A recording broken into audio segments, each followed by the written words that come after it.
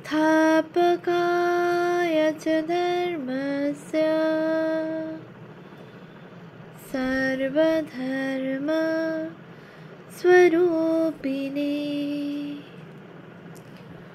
अवतार वरिष्ठाय रामकृष्णाय ते नमः। শ্রী শ্রী রামকৃষ্ণ লীলা প্রসঙ্গ প্রথম ভাগ। পূর্বকথা ও বাল্যজীবন, সাধকভাব ও গুরুভাব পূর্বার্ধ। পূজনীয় স্বামী শারদানন্দজি মহারাজের রচনা। পৃষ্ঠা সংখ্যা 180। জন্মভূমি সন্দর্শন। উহাদিগের মধ্যে কোনো কোনো ব্যক্তির আধ্যাত্মিক উন্নতি সম্বন্ধে ঠাকুরের কথা। আবার এই ক্ষুদ্র পল্লীর অন্তর্গত ক্ষুদ্র সংসারে থাকিয়া কেহ কেহ ধর্মজীবনে আশাতীত অগ্রসর হইয়াছে দেখিয়া তিনি ঈশ্বরের অচিন্ত মহিমা ধ্যানে মুগ্ধ হইয়াছিলেন। ওই বিষয়ক একটি ঘটনার তিনি বহুবার আমাদিগের নিকটে উল্লেখ করিতেন। ঠাকুর বলিতেন, এই সময়ে একদিন তিনি আহারান্তে নিজ গৃহে বিশ্রাম করিতেছেন। প্রতিবেশিনী কয়েকটি রমণী তাহাকে দর্শন করিতে আসিয়াছিলেন এবং নিকটে উপবিষ্ট থাকিয়া তাহার সহিত ধর্ম সম্বন্ধীয় নানা প্রশ্নালাপে নিযুক্ত ছিলেন। ওই সময়ে সহসা তাহার ভাবাবেশ হয় এবং অনুভূতি হতে থাকে তিনি যেন মীন রূপে সচ্চিদানন্দ সাগরে পরমানন্দে ভাসিতেছেন, ডুবিতেছেন এবং নানাভাবে সন্তরণ ক্রীড়া করিতেছেন। কথা কহিতে কহিতে তিনি অনেক সময়ে ওই রূপে ভাবাবেশে মগ্ন হইতেন। সুতরাং রমণীগণ উহাতে কিছুমাত্র মন না দিয়া উপস্থিত বিষয়ে নিজ নিজ মতামত প্রকাশ করিয়া গণ্ডগোল করিতে লাগিলেন।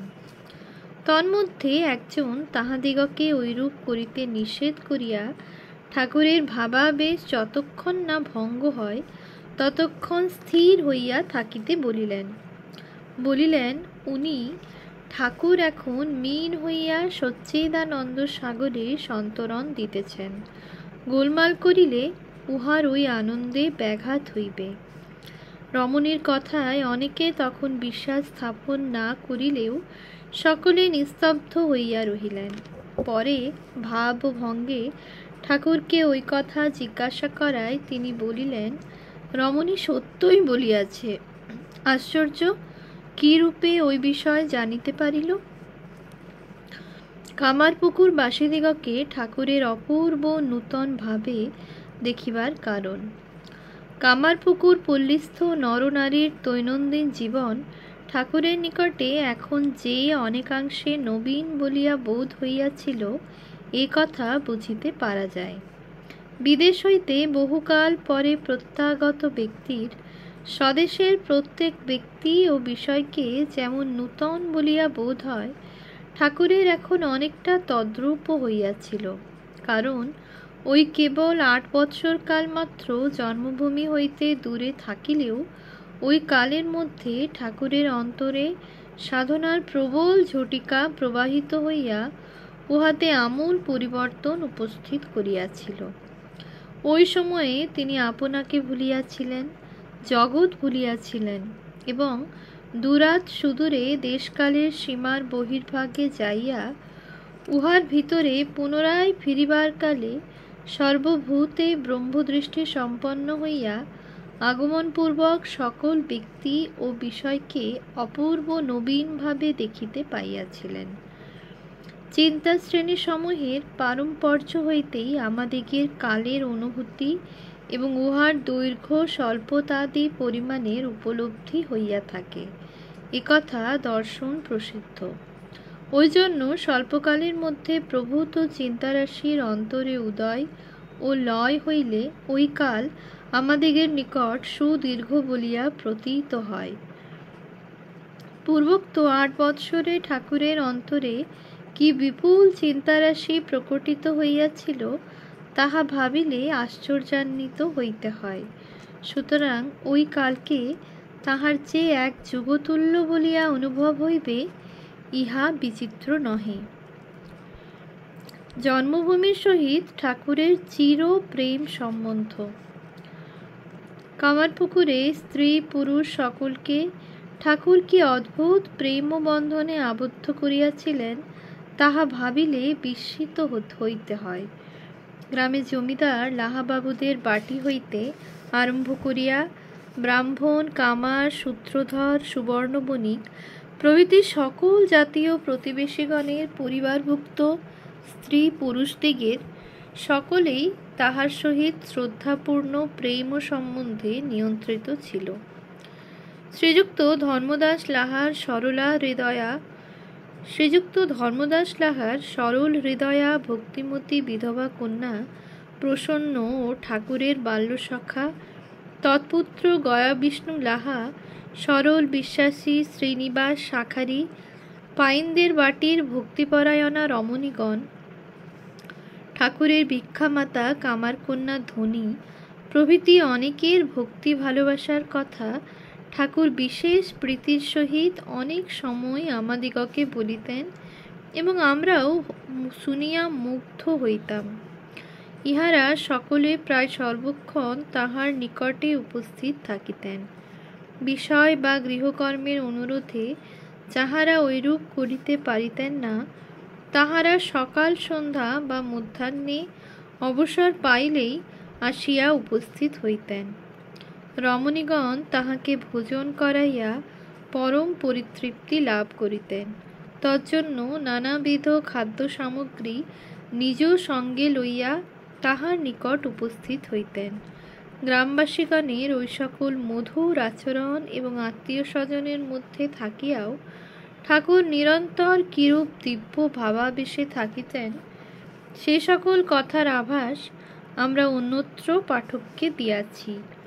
গুরুভাব উত্তরার্ধ প্রথম অধ্যায়, সেজন্য পুনরুল্লেখ নিষ্প্রয়োজন। ঠাকুরের নিজ পত্নীর প্রতি কর্তব্য পালনের আরম্ভ। কামারপুকুরে আসিয়া ঠাকুর এই সময়ে একটি সুমহৎ কর্তব্য পালনে যত্নপরায়ণ হইয়াছিলেন। নিজ পত্নীর তাহার নিকটে আসা না আসা সম্বন্ধে উদাসীন থাকিলেও যখন তিনি তাহার সেবা করিতে কামারপুকুরে আসিয়া উপস্থিত হইলেন, ঠাকুর তখন তাহাকে শিক্ষা দীক্ষাদি প্রদানপূর্বক তাহার কল্যাণ সাধনে তৎপর হইয়াছিলেন। ঠাকুরকে বিবাহিত জানিয়া শ্রীমদ আচার্য তোতাপুরী তাহাকে একসময় বলিয়াছিলেন, তাহাতে আসে যায় কি, স্ত্রী নিকটে থাকিলেও যাহার ত্যাগ, বৈরাগ্য, বিবেক, বিজ্ঞান সর্বতোভাবে অক্ষুণ্ণ থাকে, সেই ব্যক্তি ব্রহ্মে যথার্থ প্রতিষ্ঠিত হইয়াছে। স্ত্রী ও পুরুষ উভয়কেই তিনি সমভাবে আত্মা বলিয়া সর্বক্ষণ দৃষ্টি ও তদনুরূপ ব্যবহার করিতে পারেন। তাহারই যথার্থ ব্রহ্মবিজ্ঞান লাভ হইয়াছে। স্ত্রী পুরুষের ভেদ দৃষ্টি সম্পন্ন অপর সকলে সাধক হইলেও ব্রহ্মবিজ্ঞান হইতে বহু দূরে রহিয়াছে।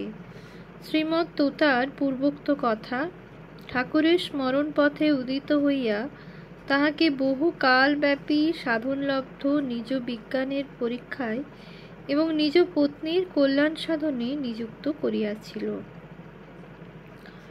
ওই বিষয়ে ঠাকুর কতদূর সুসিদ্ধ হইয়াছিলেন। কর্তব্য বলিয়া বিবেচিত হইলে ঠাকুর কখনো কোনো কার্য উপেক্ষা বা অর্থ সম্পন্ন করিয়া ফেলিয়া রাখিতে পারিতেন না।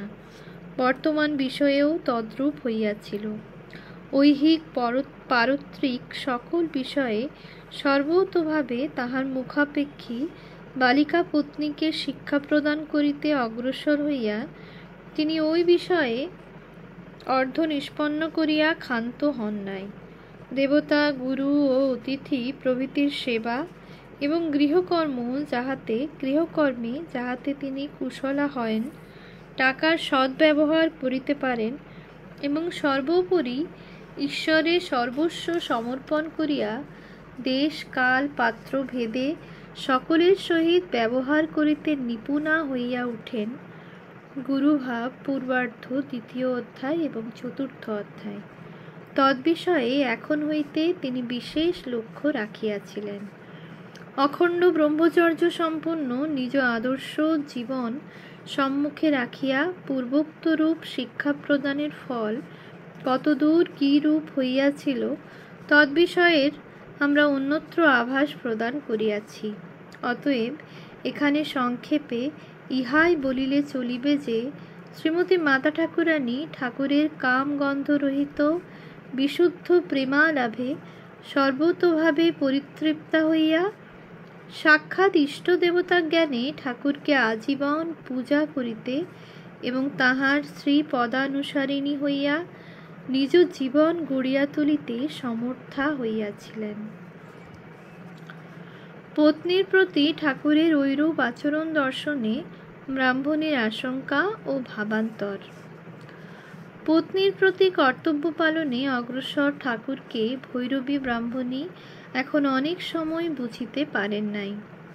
শ্রীমৎ তোতার সহিত মিলিত হইয়া ঠাকুরের সন্ন্যাস গ্রহণ করিবার কালে তিনি তাহাকে ওই কর্ম হইতে বিরত করিবার চেষ্টা করিয়াছিলেন। গুরুভাব পূর্বার্ধ 2য় অধ্যায়। তাহার মনে হইয়াছিল সন্ন্যাসী হইয়া অদ্বৈত তত্ত্বের সাধনে অগ্রসর হইলে ঠাকুরের হৃদয় হইতে ঈশ্বর প্রেমের এককালে উচ্ছেদ হইয়া যাইবে। ঐরূপ কোনো আশঙ্কা এই সময়ে তাহার হৃদয় অধিকার করিয়াছিল। বোধ হয় তিনি ভাবিয়াছিলেন ঠাকুর নিজ পত্নীর সহিত ঐরূপ ঘনিষ্ঠভাবে মিলিত হইলে তাহার ব্রহ্মচর্যের হানি হইবে। ঠাকুর কিন্তু পূর্ববারের ন্যায় এবারেও ব্রাহ্মণের উপদেশ রক্ষা করিয়া চলিতে পারেন নাই। ব্রাহ্মণী যে উহাতে নিতান্ত ক্ষুণ্ণা হইয়াছিলেন এ কথা বুঝিতে পারা যায়, কিন্তু ঐরূপেই এই বিষয়ের পরিসমাপ্তি হয় নাই। ওই ঘটনায় তাহার অভিমান প্রতিহত হইয়া ক্রমে অহংকারে পরিণত হইয়াছিল এবং কিছুকালের জন্য উহা তাহাকে ঠাকুরের প্রতি শ্রদ্ধাবিহীনা করিয়াছিল। হৃদয়ের নিকট শুনিয়াছি সময়ে সময়ে তিনি ওই বিষয়ে প্রকাশ্য পরিচয় পর্যন্ত প্রদান করিয়া বসিতেন। যথা আধ্যাত্মিক বিষয়ে কোনো প্রশ্ন তাহার সমীপে উত্থাপন করিয়া যদি কেহ বলিত, শ্রী রামকৃষ্ণদেবকে ওই কথা জিজ্ঞাসা করিয়া তাহার মতামত গ্রহণ করিবে, তাহা হইলে ব্রাহ্মণী ক্রুদ্ধা হইয়া বলিয়া বসিতেন, সে আবার বলিবে কি, তাহার চক্ষুদান তো আমি করিয়াছি। অথবা সামান্য কারণে এবং সময়ে সময়ে বিনা কারণে বাটির স্ত্রীলোকদের উপরে অসন্তুষ্ট হইয়া তিরস্কার করিয়া বসিতেন। ঠাকুর কিন্তু তাহার ঐরূপ কথা বা অন্যায় অত্যাচারে অবিচলিত থাকিয়া তাহাকে পূর্বের ন্যায় ভক্তি শ্রদ্ধা করিতে বিরত হয় নাই। তাহার নির্দেশে শ্রীমতী মাতা ঠাকুরানী শ্মশ্রুতুল্যা জানিয়া ভক্তি প্রীতির সহিত সর্বদা ব্রাহ্মণের সেবা দিতে নিযুক্তা থাকিতেন এবং তাহার কোনো কথা বা কার্যের কখনো প্রতিবাদ করিতেন না। অভিমান অহংকারের বৃদ্ধিতে ব্রাহ্মণের বুদ্ধি নাশ। অভিমান অহংকার বৃদ্ধি পাইলে বুদ্ধিমান মনুষ্যেরও মতিভ্রম উপস্থিত হয়। অতএব ঐরূপ অহংকার পদে পদে প্রতিহত হইতে দেখিয়াই মানব উহার বিপরীত ফল অবশ্যম্ভাবী বলিয়া জানিতে পারে এবং উহাকে পরিত্যাগপূর্বক নিজ কল্যাণ সাধনের অবসর লাভ করে। বিদুষী সাধিকা ব্রাহ্মণীরও এখন ঐরূপ হইয়াছিল। অহংকারের বশবর্তিনী হইয়া তিনি যেখানে যেমন সেখানে তেমন ব্যবহার করিতে না পারিয়া এই সময়ে একদিন বিষম অনর্থ উপস্থিত করিয়াছিলেন। ওই বিষয়ক ঘটনা শ্রীনিবাস শাখারির কথা আমরা ইতঃপূর্বে উল্লেখ করিয়াছি। উচ্চ জাতিতে জন্ম পরিগ্রহ না করিলেও শ্রীনিবাস ভগবত ভক্তিতে অনেক ব্রাহ্মণের অপেক্ষা বড় ছিলেন। শ্রী শ্রী রঘুবীরের প্রসাদ পাইবার জন্য ইনি একদিন এই সময়ে ঠাকুরের সমীপে আগমন করেন। ভক্ত শ্রীনিবাসকে পাইয়া ঠাকুর এবং তাহার পরিবারবর্গের সকলে সেদিন বিশেষ আনন্দিত হইয়াছিলেন। ভক্তিমতী ব্রাহ্মণীও শ্রীনিবাসের বিশ্বাসভক্তি দর্শনে পরিতুষ্টা হইয়াছিলেন। মধ্যাহ্নকাল পর্যন্ত নানা ভক্তি প্রসঙ্গে অতিবাহিত হইল এবং শ্রী শ্রী রঘুবীরের ভোগরাগ আদি সম্পূর্ণ হইলে শ্রীনিবাস প্রসাদ পাইতে বসিলেন। ভোজনান্তে প্রচলিত প্রথামতো তিনি আপন উচ্ছিষ্ট পরিষ্কার করিতে প্রবৃত্ত হইলে ব্রাহ্মণী তাহাকে নিষেধ করিলেন এবং বলিলেন, আমরাই উহা করিব এখন। ব্রাহ্মণী বারংবার ঐরূপ বলায় শ্রীনিবাস অগত্যা নিরস্ত হইয়া নিজ বাটিতে গমন করিলেন। ওম শান্তি শান্তি শান্তি। হরি ওম তৎসৎ। শ্রীরামকৃষ্ণার্পণমস্তু।